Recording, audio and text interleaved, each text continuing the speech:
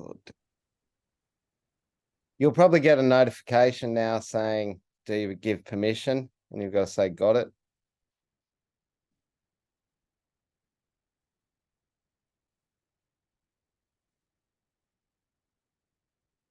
So one thing that we can do while we're getting our heads together and waiting for people to get online is just put in the chat box where you're coming from in terms of the traditional lands or the indigenous lands upon which you're on. For me, it's contested land between the Awabakal and the Darkajing people, where I am on the central coast between Sydney and Newcastle. But if you just want to put who you are, where you are, thanks, Kim, Camberwell Country or the Stanthorpe Plateau.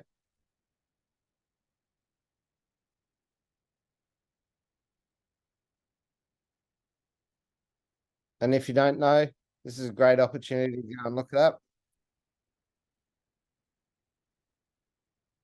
Excellent. It's a quick way to kind of get around and start to understand the world.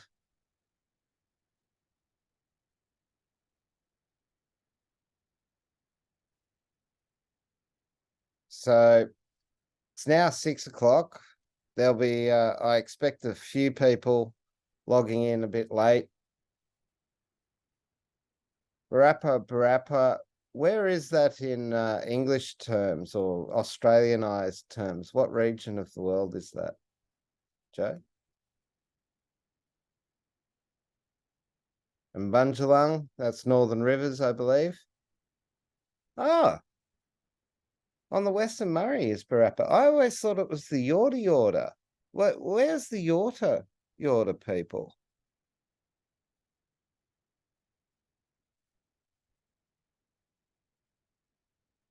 I'm going to show my ignorance here. Sorry about that, folks.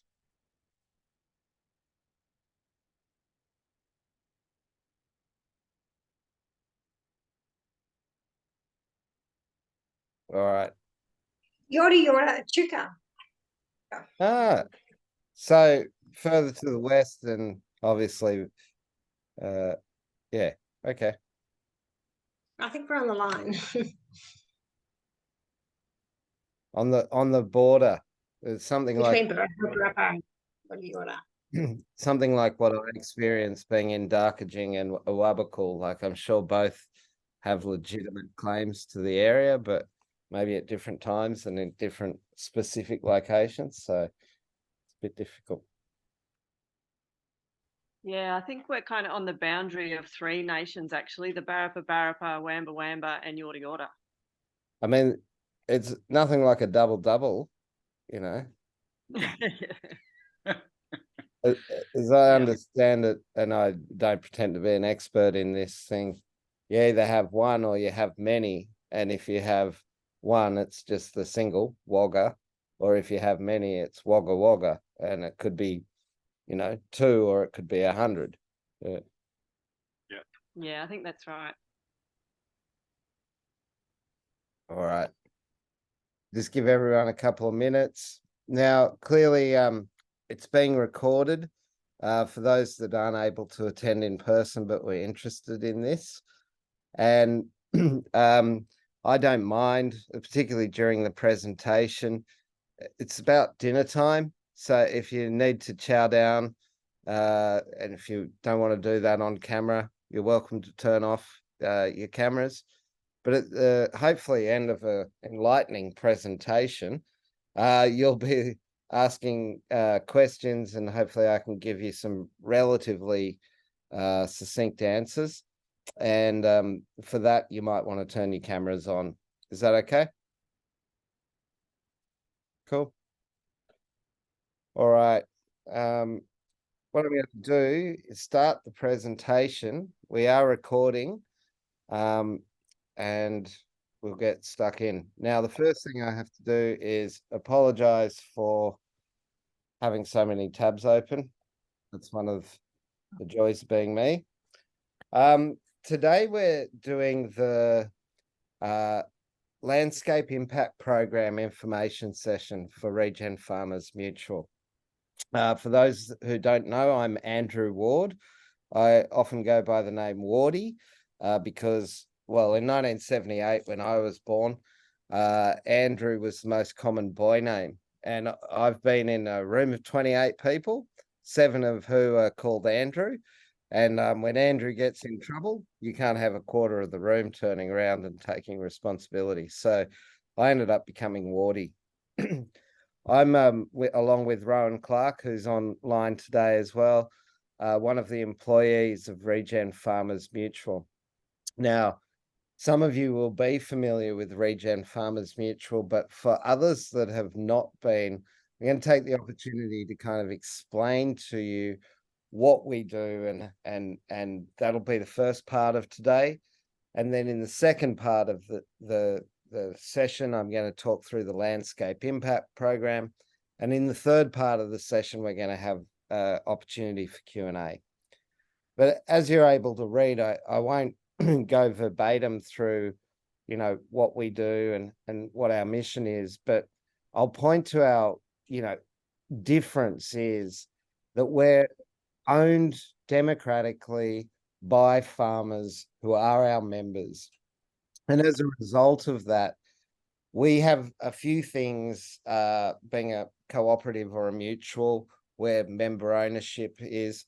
Member benefit is literally baked into our constitution. These 10 principles, which were co-designed with farmers all around Australia during COVID, were incorporated into the constitution of the company limited by guarantee, which is Regen Farmers Mutual. And that being a mutual structure means we work well with others that are well aligned to farmers. So we find ourselves working well with government, NGOs, environmental organizations, standards organizations, because people don't see us as and rightly so, as a middleman extracting value for themselves. They see us as a representation of farmers, as the customer in many senses. It also means that being a mutual, we favor open source and we favor transparency, because we have to be transparent to our members, who are our bosses, our owners, who get the benefit of the collective ownership. And, you know, it means that culturally we work with co-design and we involve our farmers in the governance. And members can join Regen Farmers Mutual as a community and events member for as little as $30 a year via our website. But the chief reason for creating a mutual was to provide farmers with a trusted partner that can help them identify the opportunities, to invest in the projects, and to certify the outcomes that are happening on their farm, so that they can represent themselves in markets and not have third parties, disintermediate them as supply and sell the hard work that farmers do into markets and pick up usually the lion's share. Instead, we're a mutual of farmers that want to generate and retain the value that they create in their landscapes. And I guess there's an opportunity here to point to what we consider a regen farmer. And we don't belong to a holistic church or a biodynamic or an organic or a particular practice-based church. We believe that a regenerative farmer is one that makes an economic and an environmental profit. And how you achieve that will be different in each context. The other thing that we've come to learn at Regen Farmers Mutual is that we are about farmers, and there's 150,000 odd farmers. About 7,000 of them earn more than $2 million a year and can probably stand themselves up in front of the corporate regulator for carbon. I mean, the government regulator for carbon. But there's about 100,000 farmers that the way that the methods and the way that the unit economics work of carbon projects, and we don't yet know the full dimensions of biodiversity projects, but based on the sort of singularity thinking that goes around, or single farmer focus of policymakers, it's pretty clear that, you know, the majority of farmers, those earning more than 50,000 a year in revenue, but less than 2 million a year in revenue, you know, benefit from working together. And how they benefit is when they come together in aggregate, they can make a material impact in the environment that they work in. They can get to an economically larger scaled product that can reduce the overheads for each of the individuals participating. And there's a whole bunch of learning, social, and MVR, which is measurement, verification, and reporting benefits that come from working together. And it's in working with groups that we've found you can really get into identifying a transaction that somebody can do within a landscape individually, but working with their neighbors to identify what they can do collectively that has a material impact. And at a scale, by working with groups, you can support the support network and the support infrastructure required to carry a transaction. And by working with groups as opposed to creating new groups, you get to work with people who already know each other, and that's important for ongoing peer support. Now, the other thing is to just say about Regen Farmers Mutual before we move on to our landscape impact program discussion, is that, you know, we don't think that we're for everybody. We know those that are earning less than 50,000 or maybe more than 2 million won't fit our key markets. We also know that some people are already involved in carbon offset programs or you know, engaged in other strategies. But we are for farmers that want to work within groups, want to work within landscapes. And what we've found is that working with groups is very successful. We completed our first landscape impact program earlier this year, and already we're at sort of 9 additional funded, with more in the pipeline. And ultimately our path to market, to gain the negotiating power and the critical mass and the infrastructure, is around building, you know, out 100 landscape impact programs around Australia in the next sort of 5 years. So part 1 done. That's us, Regen Farmers Mutual. But what is the landscape impact program that we run? Well, what we want to do is we want to avoid this situation which farmers often find themselves in, which is somebody comes and knocks on their door and says, have I got a deal for you? I want you to sign up to planting trees or measuring soil carbon or protecting this particular individual charismatic species. And instead we work with a group of stakeholders in a landscape, and we ask a question in the landscape impact program. What is it that we can do individually and collectively to make an environmental impact and an economic return? And we go through a process of discovery where we sense test what is that opportunity in that particular landscape. And then we take that opportunity and we work through how to monetize it. So we're not coming with an end goal in mind. We're coming with a process that lets an outcome emerge. And once it's emerged within that landscape, it's natural that you can take it from 10 farmers into 25, 50, 100 farmers, and grow that impact over, you know, geological space, but also over time. So you might start with an economically feasible transaction that other farmers in that region can join in over time, adding their impact to the collective impact, and collectively everybody benefiting from those economies of scale. So how we do it, we work with a 20-week program. There's 10 pilot farmers in it. That helps to identify the opportunity, that helps to understand the transaction, to understand what aggregation opportunities there are. and that engages all the levels of capital. So let's talk about how that works.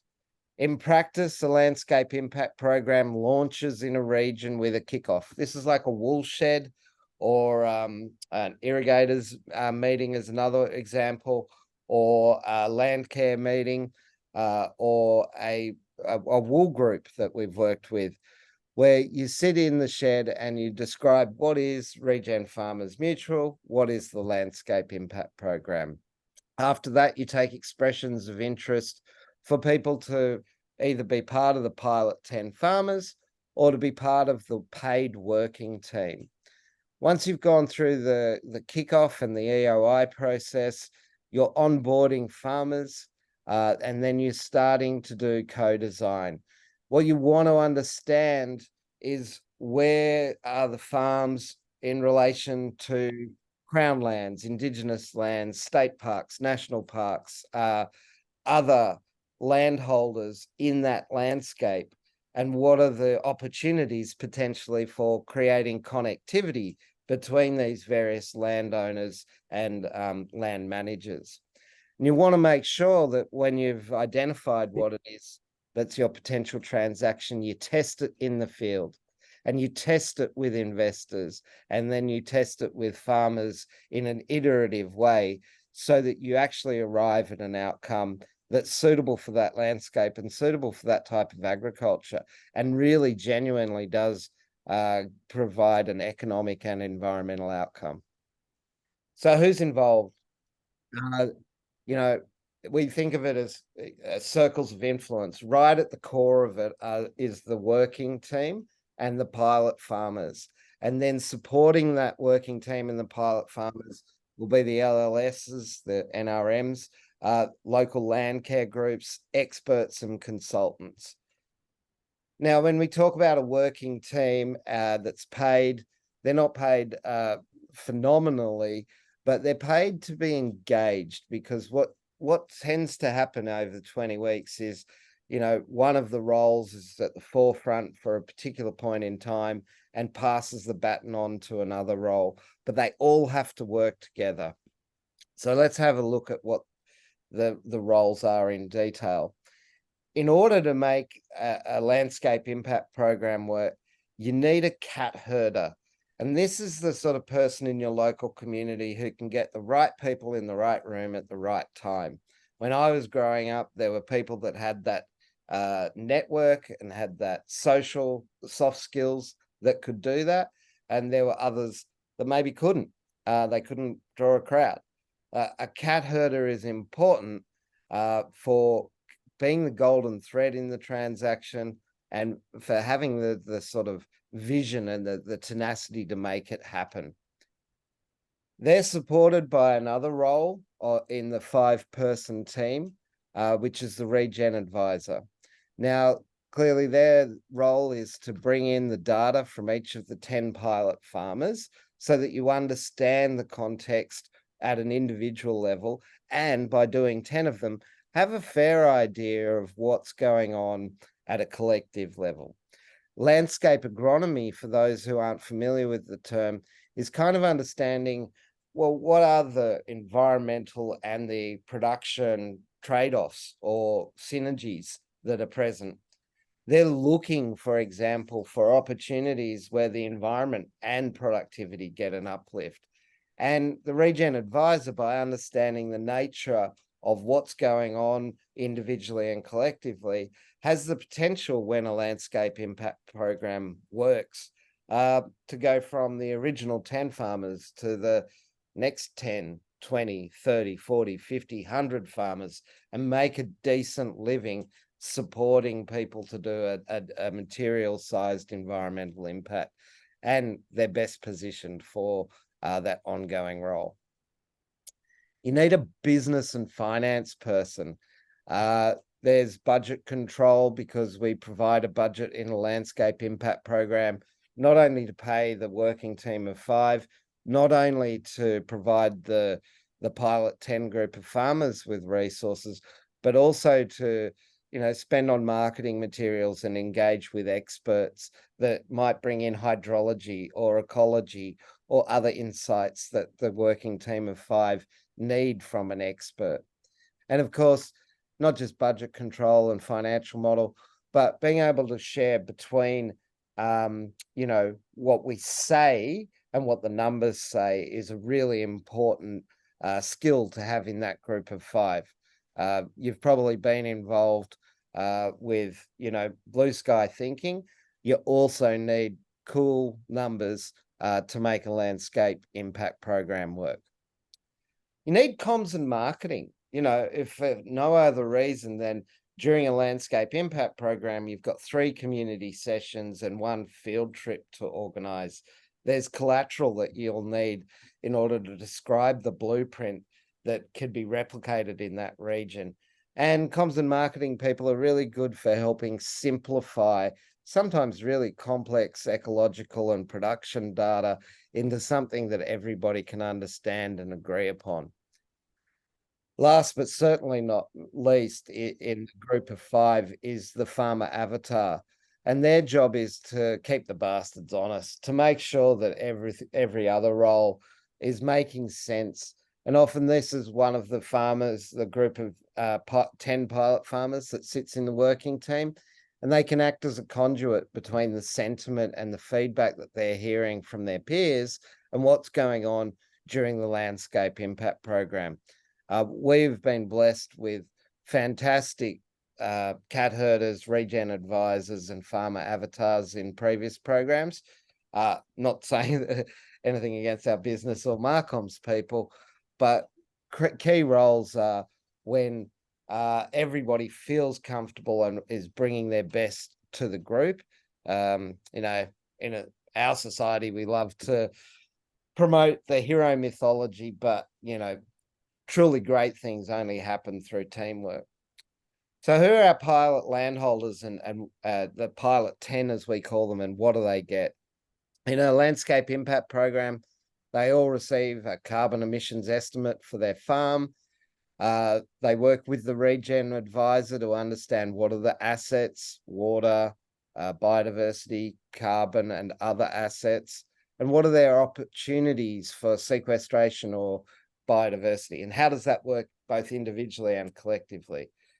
They'll also get access to the technology. We call it a digital twin that is provided by Regen Farmers Mutual that enables them to collect and analyze and share their information with markets, with customers, with one another on an as needs basis. And they get a front row seat to what's happening that's very exciting in their landscape. And if there's additional grant funding that's available, by being part of those pilot 10 landholders, they can tap into that. Now, sitting around the farmers and the working team of 5 is experts that we've found when doing environmental projects. You need ecological and agronomy experts over and above your regen advisor. You need to be proficient in mapping and GIS if you're going to lodge anything with the Clean Energy Regulator or biodiversity buyers. You need to be consultative with traditional owners and understand what's worked or not worked in this landscape over the last 20,000, 60,000 years, and not just over the last 200 years. At Regen Farmers Mutual, we face the markets, and so we have, particularly through my colleague Rowan Clark, access to what buyers and environmental markets are saying is important to them. But time and time again, what we've found is that within community, not just within the peers in the program, there is the network, there is the understanding, there is the support for one another in these communities. The communities that we asked to design a landscape impact program have had to do far harder things, fight bushfires and floods, etc. Asking them to co-design a common future is relatively easy to what some of the things that they've had to do in the past. We support the landscape impact program with digital tools and recurring weekly meetings where the payment, the stipend for participants says not only will you turn up to the weekly meeting, pay attention, contribute, be a valuable team member, but independently you'll do work outside of that meeting to continue to advance the transaction through the 20-week process. And at the end of it, you will have an onboarding blueprint for farmers. You will have a Regen advisor that understands the transaction. You'll have the support, but you'll have this in your context, relevant transaction identified, and you'll have a launch event to open that transaction where farmers will be engaging other farmers to join in a transaction that they've identified. Now, I think it's awesome. Of course, that's my job. But I wanted to take this opportunity to shut up and for you to also hear from Andy Ferrier, the farmer avatar from our first landscape impact program in Queensland. Hopefully, if I press play, you'll be able to hear through this. I'm Andrew Ferrier. This is Property Mallow. I've been here since 1992, and we've converted it from just raw merino sheep into organic lamb production. And in doing that, I've become really interested in biodiversity and the health of the landscape.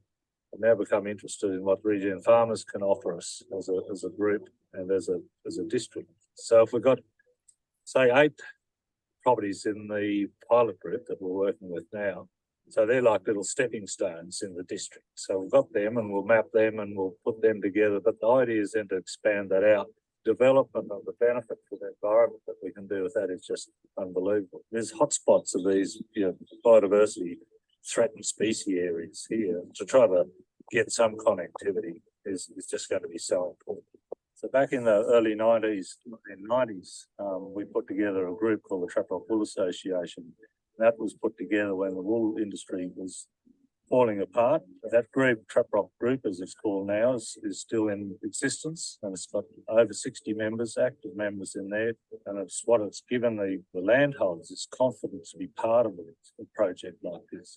So as a group, we've been talking to SQL, they're the local NRM group, and we're dealing, through Regen farmers, and we've been looking for markets because we know we've got the product here, we've got a heap of product, but we need to be able to assess it, we need to be able to monitor it, we need to be able to verify what we've got, report on all that, and then sell it. Different ones here, these grasses, there's a little daisy. So yeah, that's just part of the assessment process. And, it's quite comprehensive, but it's what we're looking to do in the future.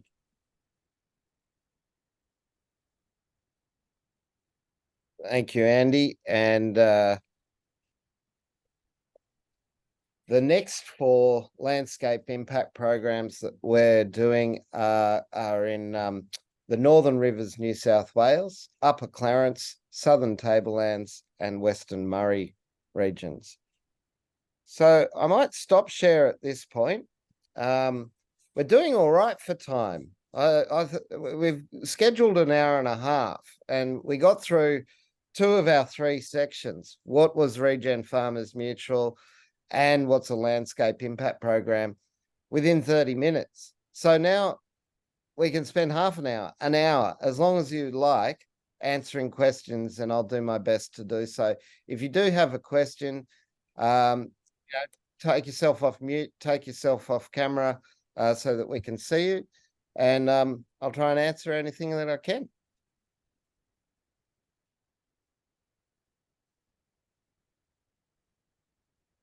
Either I've done a really good job or a shit job. Damn. Woody, I might interact here if I can. Please. Hi, folks. I am the landscape impact agronomist or advisor that worked on the Trap Rock group. My name's Kim. Excuse me. I just want to tell you just how amazing it was to work with that group of farmers. They're a really functional group. They're very excited, but also really inquisitive and wanting to know all of the ins and outs and all of the questions and answers and everything else that come along with having a carbon project or any other type of project in your district. So I'd encourage you to ask a lot of questions from Wardy, and I'm happy to answer any that anybody's got for me about the Trap Rock project as well. But I'm excited to be involved with the Upper Clarence group on this next session. So, yeah. Thanks, Kim. Kim was, everyone's got big shoes to fill.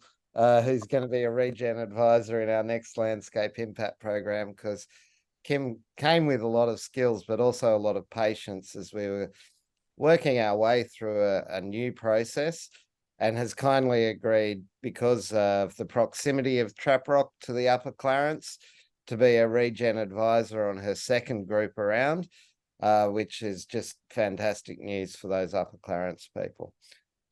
So any questions?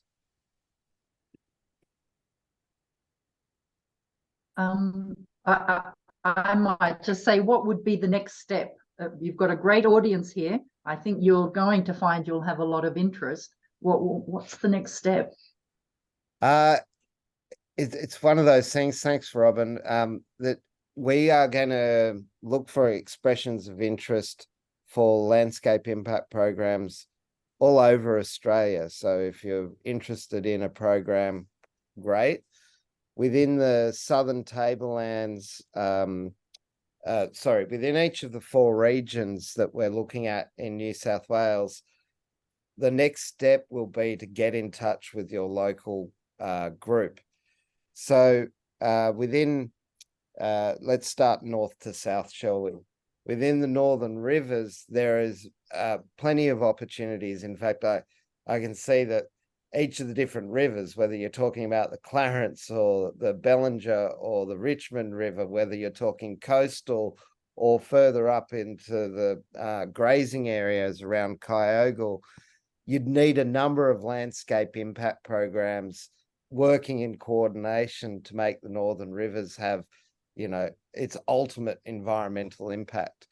But in this next stage, we're looking for one organisation in the Northern Rivers with a collective of farmers and a working team to help us move through there. It hasn't been finalised yet in the Northern Rivers. In the Upper Clarence, we have a bit more structure thanks to farmers that have been working with us, over the last 2 years of co-design of the mutual. So we have a 5-person team in a landscape impact program and a team identified. And I would ask you to get in touch with either Shane Gregg or Ian Perkins or Kim Wilson, who has just spoken, if you're in the Upper Clarence.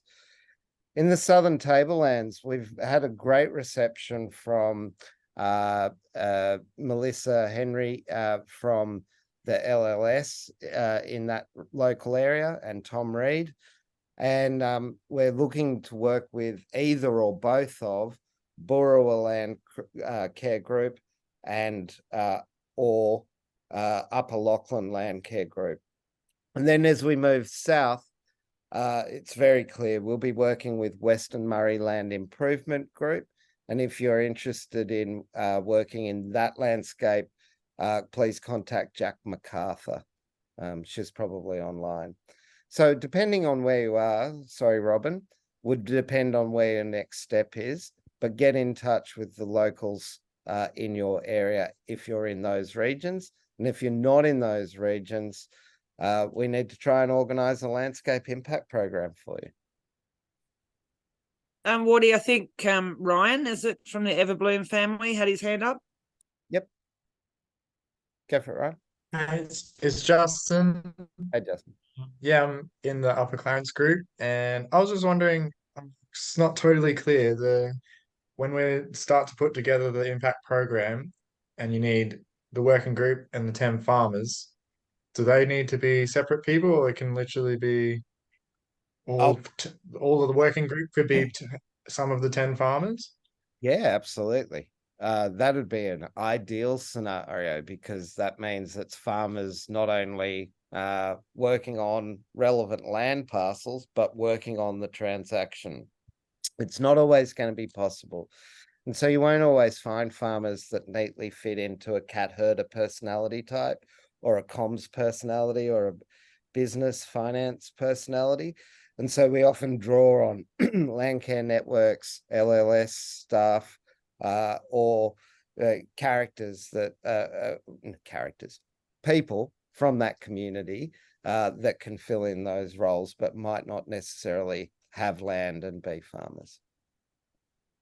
So that could be just anyone that we could think of, or anyone that you guys think of, and they'll just be roped into it because they want to be a part of it. How do we? The cat herder. Yeah, like how does the interest for them come into it if they're not actually a farmer?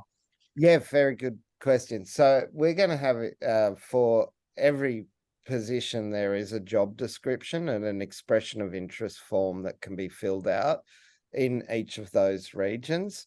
I will leave that. So we know because we've in a negotiation process that there's funding coming to run these 4 landscape impact programs and some additional stuff. But as we haven't signed a funding agreement, I can't say, let's take your expression of interest, because the whole point about this grant is that it's to fund work that we haven't done. So if we start to say, take the expressions of interest tonight for each of those regions, it'd be work that we're doing and we'd make ourselves ineligible for the grant. So Right. stay tuned. Stay tuned. Is there any size limit on properties to be involved? No, I think there'll be very different property sizes and agriculture in those 4 regions, like Upper Clarence versus Northern Rivers versus Southern Tablelands versus Western Murray. There is no upper or lower limit on farm.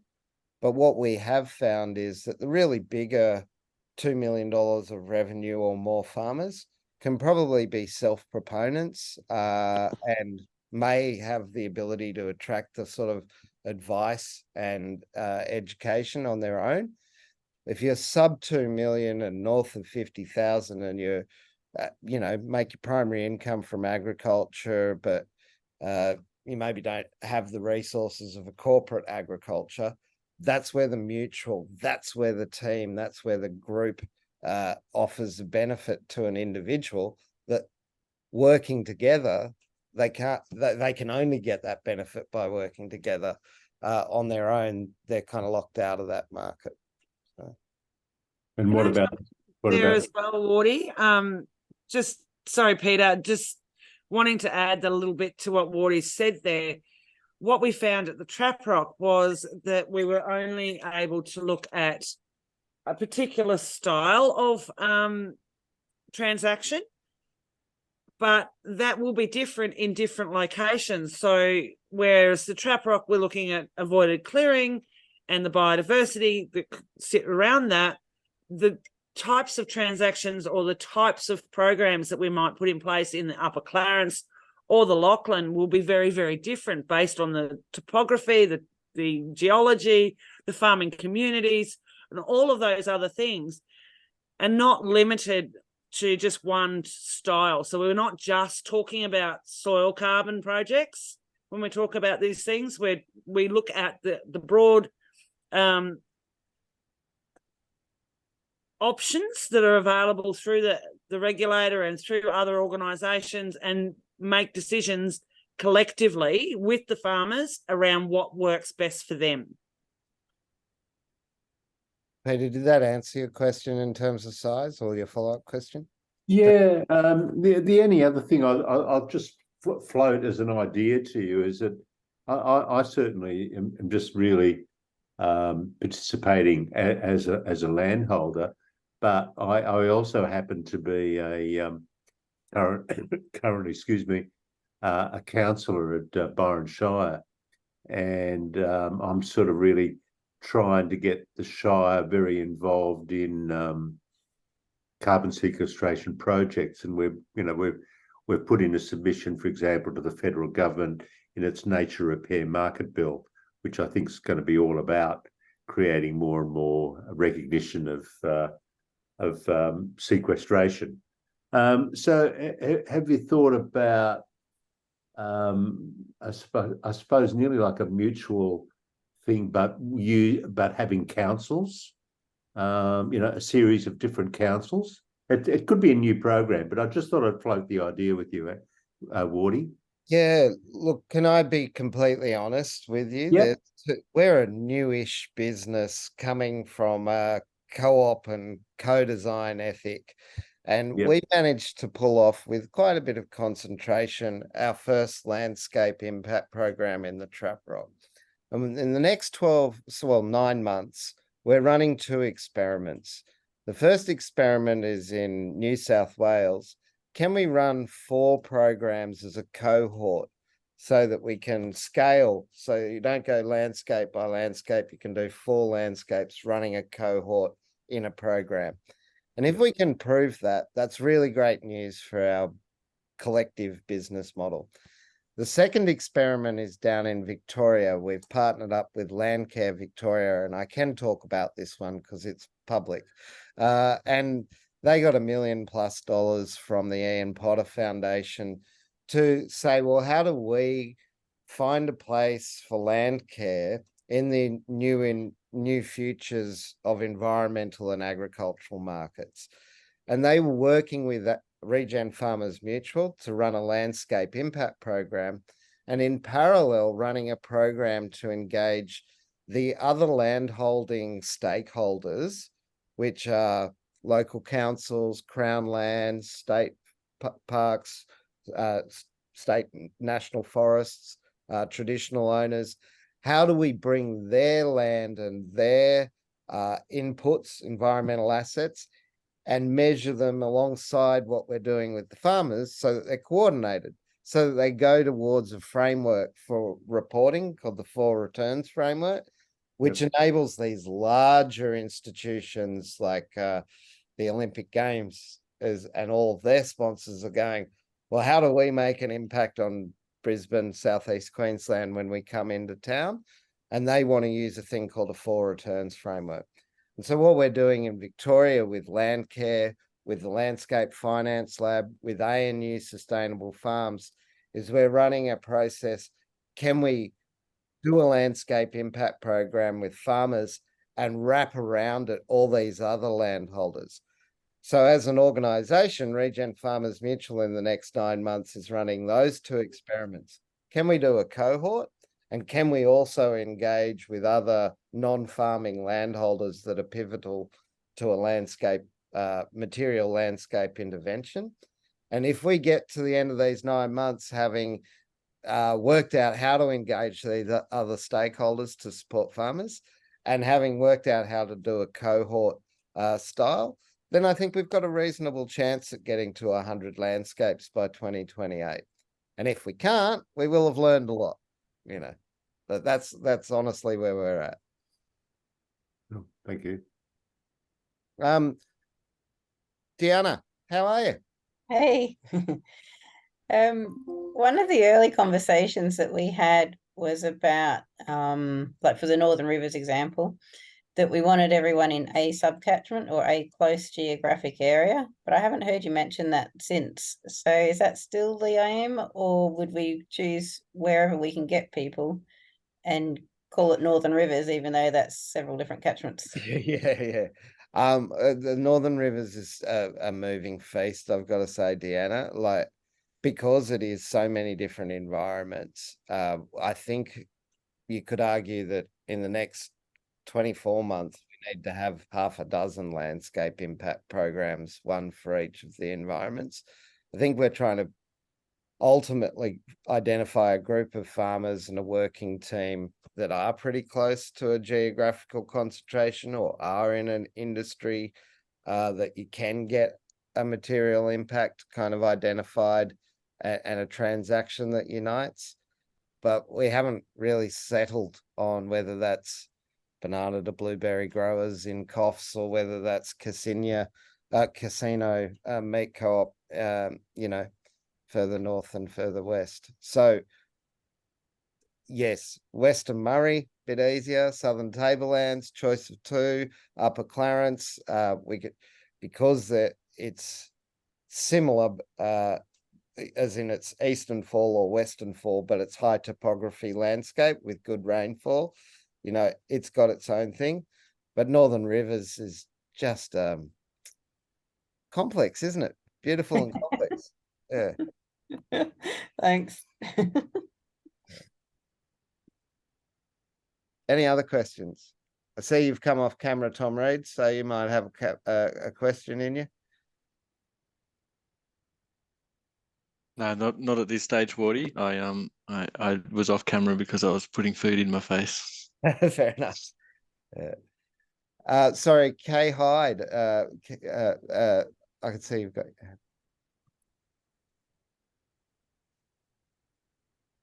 I'll jump into the silence there if that's okay, Wardy. So if you happen to be selected as one of these 10 pilots, and you go through the program, is there any commitments at the end of that program?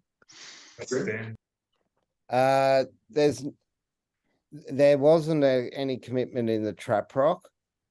Depending on the nature of the New South Wales programs that we're expecting to fund, then there will be the requirement for a bit of disclosure of the process that you've gone through, so that the funder, being the government, can get lessons from it.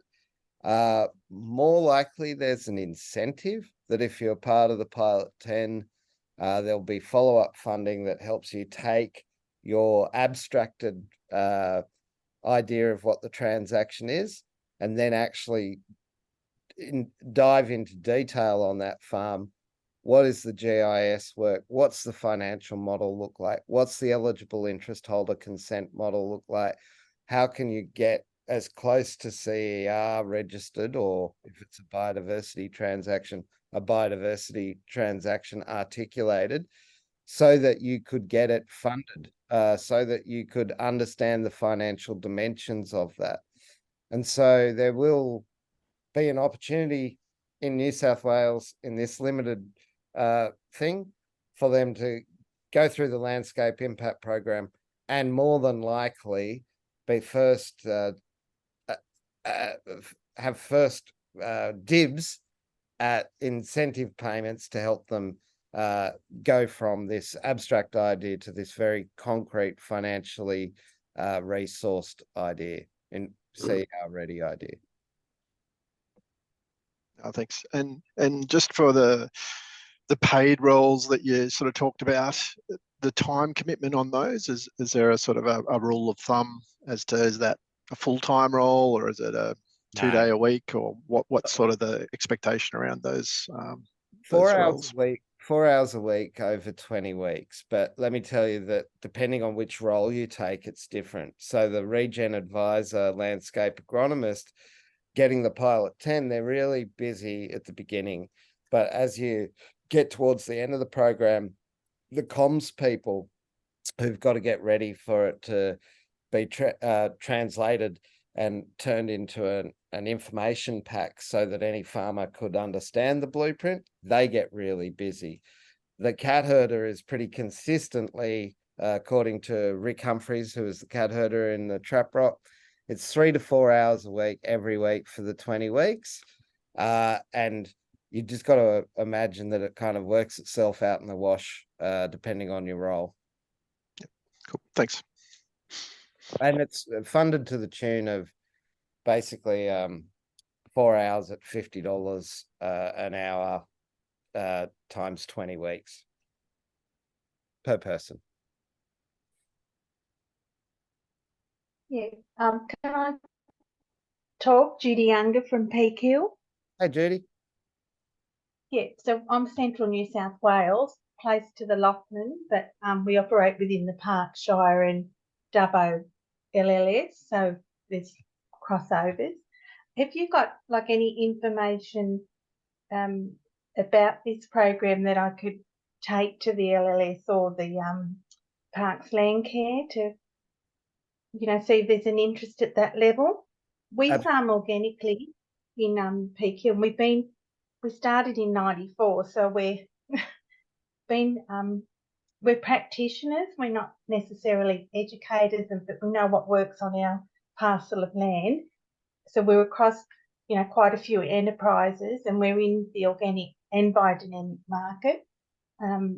So, if we could help in any way, we'd be happy to do that too. Well, I guess this is the key. There are so many awesome individuals all over Australia, but what we've found is it's really impossible to work with an individual. We need to work with groups. So we do want to encourage people, just like you, Judy, to work with your land care group. See if there is appetite amongst your neighbours, the other members, for example, and then work with LLS and ourselves to find a funding partner to run a landscape impact program. In the next foreseeable future, between now and the end of this year, we will have launched 4 Southern Tablelands, Upper Clarence, Northern Rivers and Western Murray, sort of Peak Hill, Dubbo, is a bit further west of where we've identified funding. Yeah. Any other questions? Thank you though, Judy. Yes, Wardy, it's Phil McMurtry here. Hey Phil, how are you doing? Good, my wife Debbie. Hey Debbie. Yeah, this is our first involvement with anything to do with this, Wardy. Your emails were forwarded to us by Shane Gregg in the Upper Clarence. We're in that region. We're right on the river, right at the head of the river up there at a place called River Tree. So yeah, we're interested in finding out more about it and seeing whether our property and our business is suitable to become part of that Upper Clarence group. But we're not really sure what the next step is. Is there meetings that I get back onto Shane that we look at going to, or how does it work? Stay close to Shane, and when things move, they're going to move quickly. What we're going to be able to know within, according to the contacts we have in government, we're looking at a week or 2 before there's wet signatures on a document. And at that point, we'll start the 20-week process, and each location will start with a kickoff, a wool shed, and I'll come, probably Rowan too, in person, and we'll say, this is who we are, this is what the program is, here's an expression of interest form, please fill this in if you want to take either a role in the pilot 10 or a role on the working team. And then we'll use a quick turnaround of those expressions of interest to get that 20-week program underway. We want to get to the point before Christmas in these 4 regions where 10 farmers in each region have had their environmental farm assessment, have had their carbon assessment, have gone through the carbon and biodiversity opportunity finder, and that we've sat with a map and looked at the local geography and looked at the local community and organizations, the industries, the commodities, the support networks, the independent agronomy groups, the environmental groups. And we've got a solid idea before we go into Christmas, because we know there'll be a 6-week break between, middle of December and everyone comes back in the first week of February or after Australia Day. And then we'll have to start the process of socializing that with investors and getting to understand the nitty-gritty a lot more in the first half of 2024. But it's important that you stand at the ready. It is all going to happen, and it's going to happen quickly towards the end of this year in those 4 regions. Okay, thanks for that. Yep. We'll get back onto Shane. Shane's on the line, by the way. Yeah. We're late. We're having trouble doing computer updates and everything to make it work. So we're about a quarter of an hour late, so we missed the start. That happens. Yeah. I saw somebody else had their hand up. Was that you, Peter? Or Yeah, how you going, Woody? Mate, I'm well. I hear you're sending Maggie north. I can't believe it. Yes, yeah. Hopefully, we'll keep her still involved down here, though. Oh, good. Maggie's there. Yeah, I hope she's- Don't talk about it. Oh, is she? Oh, is. waving at me. Hey, Maggie. Hello, Mags. I can't even see her on my screen. What I was just wondering, do the properties, the 10 properties, do they have to be neighbouring properties? No, they don't have to be, but it'd be relevant for them if they were creating, say, a biodiversity corridor. One of the things we found in the trap rock was we could, with 8 of the 14 pilot farmers, draw a pretty wiggly line between Pikedale Reserve and Sundown National Park. And the power of that narrative when we're talking to whether it was elders or Combank or WWF about joining a national park to a state reserve via farmers, people kind of go, wow, that is something you can't do as an individual, that does cross boundaries and does make sense in terms of providing continuous habitat for koalas and quoll in that area. But they don't necessarily have to be. So 6 of those farmers out of the 14 in the trap rock weren't part of that 8 in that southern. And ultimately, the transaction would work for 180 farmers in that trap rock environment. So it's kind of handy if you're creating a narrative, but it's not essential. Yeah, great. Thanks for that. Wardy, can you give us an idea roughly sort of how much interest from investors is there in this space? Like what can we sort of expect from different types of projects? So I can, and let me help you with a framework of stacking. So when you're talking about a landscape impact program, ultimately you might have several transactions stacked on top of one another. There might be a carbon transaction for some that's rooted in planting trees, or for others it might be avoided clearing or soil carbon. There might be additional biodiversity or endangered species, or PES, payments for environmental services. And so some of these come through government, quite regulated markets where the price is fixed and it's activity based. And then there are these emerging markets in the stack. Philanthropic money is particularly interested in that social and inspirational capital, that community capital. And it seems through various programs interested in this landscape impact programs. Then there's corporate carbon appetites, from your big polluters that are forced to buy and are looking for secured supply, through to the supply sheds and supply chains that we sell our commodities into, beef, wheat, wool, whatever you're selling. They're all interested in how they're going to meet their scope 1, 2, and 3 emissions, particularly now that that's becoming mandatory. And then there's biodiversity, which will be in the stack of every one of these landscapes.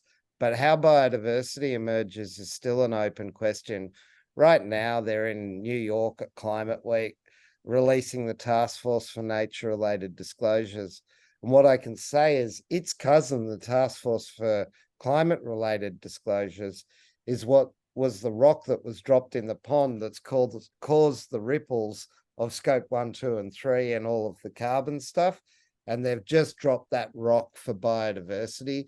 So we're going to start to see those markets evolve. So if I'm an individual farmer in a landscape, on my farm, I might be able to be involved in 3 out of the 5 transactions that are possible. And on another farm, it might be 2 out of the 5 or 5 out of the 5. It will come down individually and collectively to what people want to engage in and are qualified to engage in. And also, each of those markets have a level of maturity and appetite for the buyers.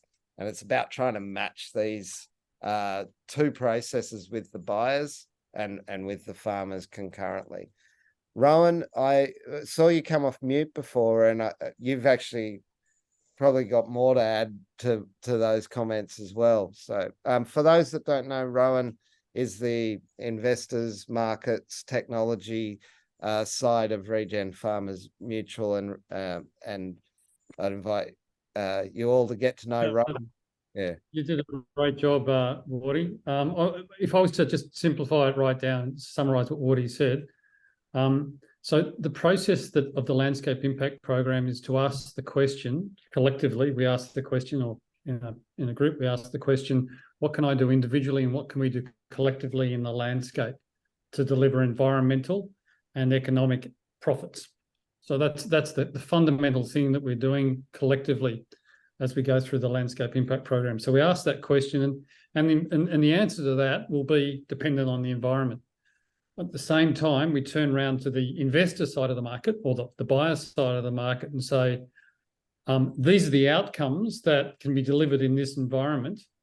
And we look at the different ways, the different types of capital will look to effectively buy those outcomes.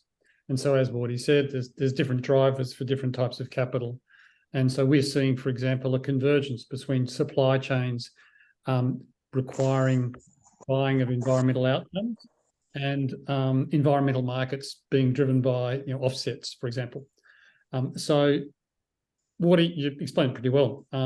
There's different types of capital, and then there's different ways that capital will be expressed, and there's different types of maturity. So we're deep in the throes of participating in the development of biodiversity credits globally.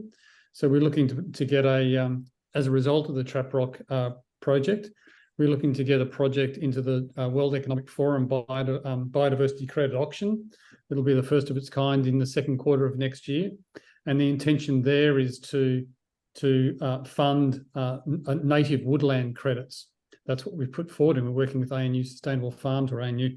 We've done a lot of work in that field, and we're also looking to leverage the methodologies that will underpin the nature repair market that Andrew McIntosh has been working on, and potentially working with DQ on the certification scheme that might sit behind that. So we're bringing together a whole group of players that provide a robustness around the methodology and the way that, like, a biodiversity credit can be presented to the market, with a view to being being taken through this World Economic Forum auction. So that's just by way of example. That's right at the cutting edge of what's happening globally in biodiversity credit land. It is fascinating and scary as well, because I think it's fascinating that farmers can actually influence this stuff, that we're not so late to the market that all the rules have been decided.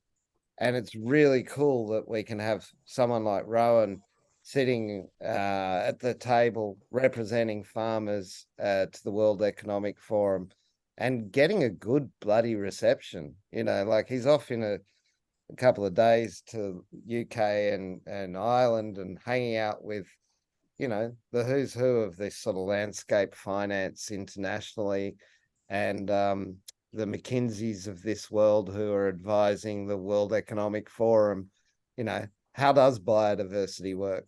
And they're all looking at, in this case, Southeast Queensland, and going, well, this is what farmers came up with collectively. And so this has a degree of rigor that's hard to beat. And I think we can do that not just in Southeast Queensland with the Trap Rock, but all around Australia, 100 times, 200, 300 times if we're lucky. Wardy, and Rowan, this is a loaded question from an irrigation district.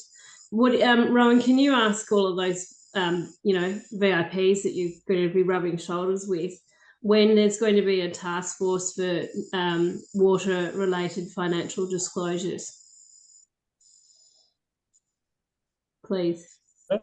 Sure, Joe. Yeah, no, we certainly water is. I mean, we're, as you know, that we've got 2 projects in Tasmania that are in development, and in Tassie, it's all about irrigation schemes. So water is fundamental. Water might be fundamental to northern rivers, in parts of where there's horticulture in particular. Yeah. So, yep. I really think that's when it's really going to get interesting. is, after carbon and biodiversity, there's, water. What type of big rock would that throw in? Well, I like to think of our creation as the mutual, as a response. Something you said, Jack, once was we, financialized the environment starting with water, and we kind of buggered that up. And then the reason we had so many people interested in co-designing the mutual was because we looked like we were having these perverse outcomes that we experienced in water, in carbon, gutting communities in Cunnamulla and Cobar and creating dodgy credits and feathering middlemen's nests. And I think it was you that said, if we do that to biodiversity, we simply won't survive it. And I like to think that's sort of the catalyst for the mutual. We're trying to avoid those perverse outcomes that come from non-land managers telling land managers, hey, have I got a deal for you? This way, we're land managers asking ourselves, what can we do individually and collectively to make a difference? And it's reversing the process and hopefully going to lead to whatever the opposite of perverse outcomes is, intended, virtuous outcomes. Yeah. Touch wood. Any other questions?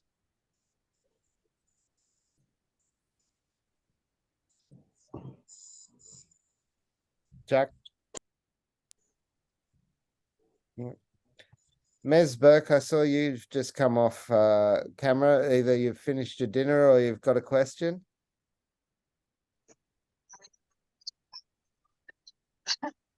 Oh, I didn't quite hear what you said. Must have been dinner. I don't have a question, but I'm learning a lot. Thank you. That's all right. Gav Tinning, anything from you? No, mainly just the challenge of getting a group sorted in that short time frame.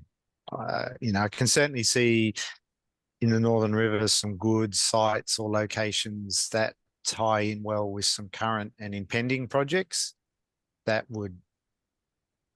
could be quite amazing. But then you've got to talk to 4 or 5 dairy farmers, a couple cattle farmers, and the lifestylers, which are, for want of a better term, that are pretty common in our area. So yeah, that's probably the biggest challenge, but the process is clear.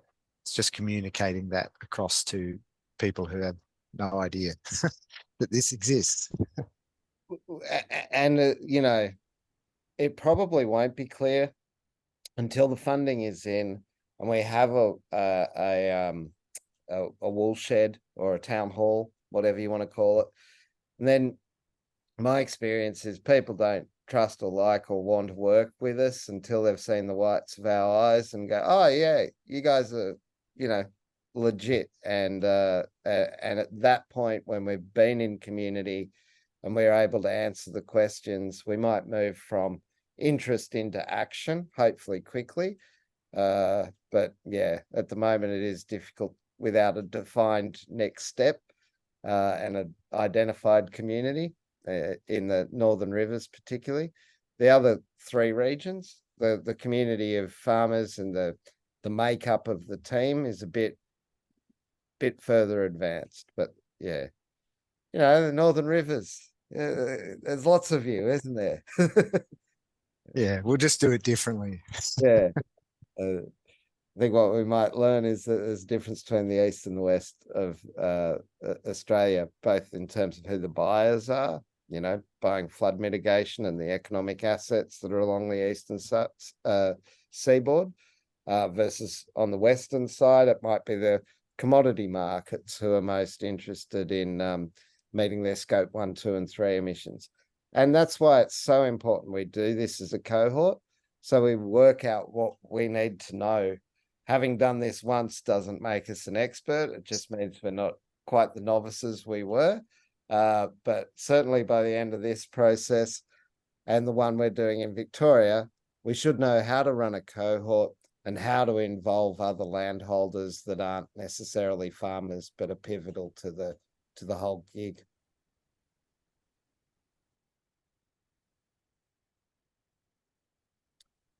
All right, well, you've all earned yourself an early mark. Congratulations. We don't have to go to 7:30.